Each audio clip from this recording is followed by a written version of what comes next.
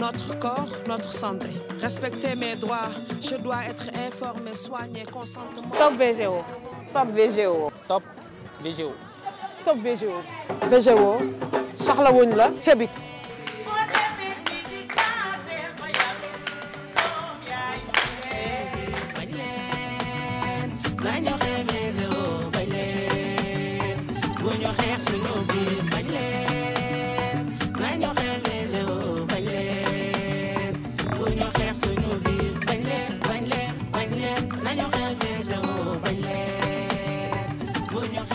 Le projet Notre Corps, Notre Santé est un projet financé dans le cadre de la FISONG, qui est un mécanisme de financement qui permet aux organisations de la société civile, en particulier de la société civile locale, d'expérimenter de nouvelles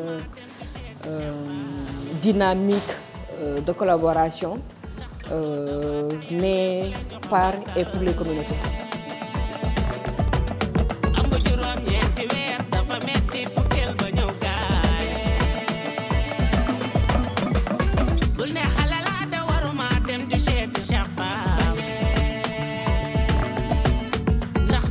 Le ministère de la Famille et des Solidarités a pris des engagements pendant le cadre du plan d'action national pour l'éradication des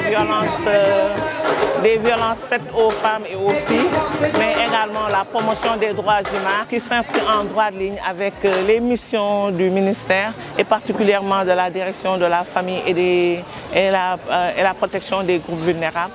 Dans le cadre du projet, l'objectif premier était vraiment d'arriver à politiser la question des violences gynécologiques et obstétricales. En faisant quoi? En parlant avec les premiers concernés, c'est-à-dire les femmes et les membres des communautés, mais aussi les prestataires de soins et les hommes.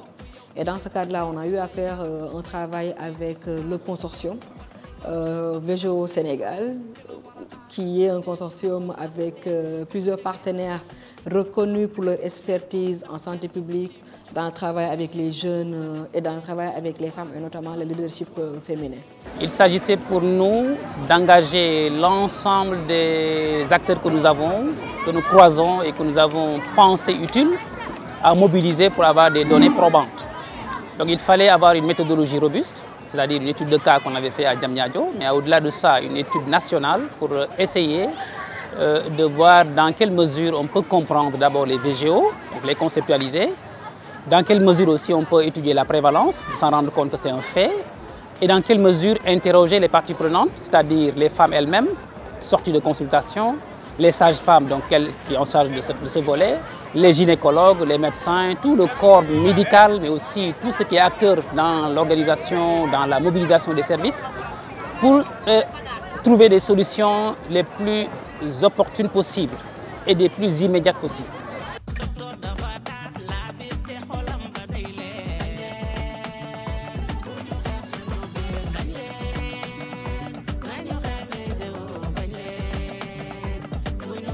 Dans le cadre du projet Notre Corps, Notre Santé, on s'est mis en consortium pour avoir touché beaucoup plus de cibles. Parce que pour chaque organisation faisant partie du consortium, nous travaillons avec des cibles spécifiques. Donc cela va nous permettre de travailler avec toutes les personnes qui sont en rapport avec cette question qui est la lutte contre les violences gynécologiques et obstétricales.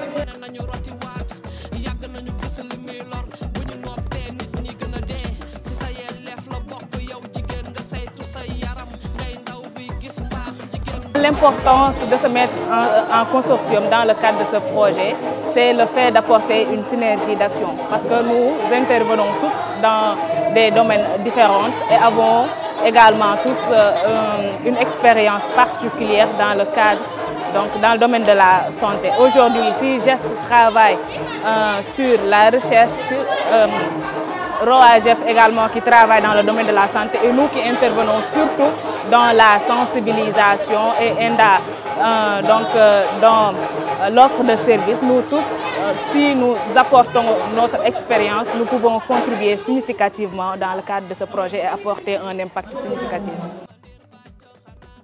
Nous sommes vraiment contents des résultats qu'on a eu à engranger durant la mise en œuvre de ce projet au niveau du district sanitaire de Diamniadio.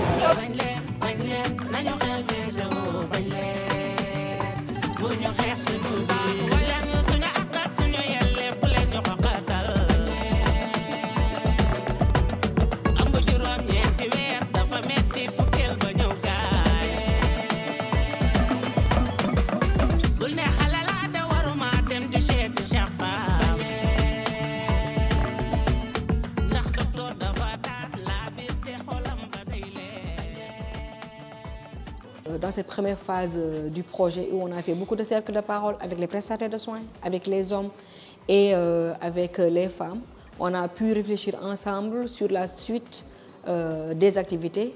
Et c'est dans cette réflexion-là et dans cette dynamique-là que sont nées les activités comme le marathon artistique contre les violences médicales et en particulier les violences gynécologiques et obstétricales.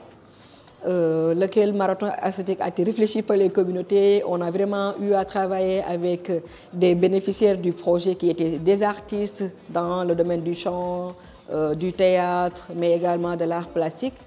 Nous avons eu à travailler avec les prestataires de soins qui ont réfléchi et imaginé ensemble le tableau scénique qu'on a utilisé pour faire de la sensibilisation de masse sur les violences gynécologiques et obstétricales. Beaucoup parlent de violences basées sur le genre, mais il y en a plus qui souffrent par rapport au VGO. Et il fallait des voix, il fallait des pieds, des mains pour tous dire stop au VGO. En tant qu'artiste plasticienne, mais en tant qu'une femme porteuse de handicap, ma touche personnelle était de m'engager à cette lutte à travers mes toiles, de dénoncer ces violences-là. Donc on a pu avoir l'appui de toutes les personnalités et autorités au niveau local, donc de la zone de Diamniadio, donc que ce soit les autorités sanitaires, mais également les autorités étatiques comme les préfets de Rufisque, comme tout ce qui était les adjoints et les maires au niveau de Diamniadio, Rufisque, Sangalkam, toutes ces zones-là où les activités ont pu se dérouler. C'est aussi remercier les autorités toujours sanitaires, mais à un niveau un peu plus hiérarchique, notamment l'accompagnement technique de la direction de la santé mère-enfant, la direction de la famille, qui ont eu, je pense, c'était une belle collaboration parce que l'un comme l'autre, on a eu à gagner sur ce projet-là en termes de renforcement de capacité, mais aussi de plaidoyer pour porter la question des violences gynécologiques obstétricales au niveau institutionnel. Et aussi remercier tous les partenaires de mise en œuvre, l'Agence française de développement pour l'accompagnement financier qui a permis justement d'expérimenter toutes les activités qu'on a faites avec les communautés. Stop VGO. Et stop VGO.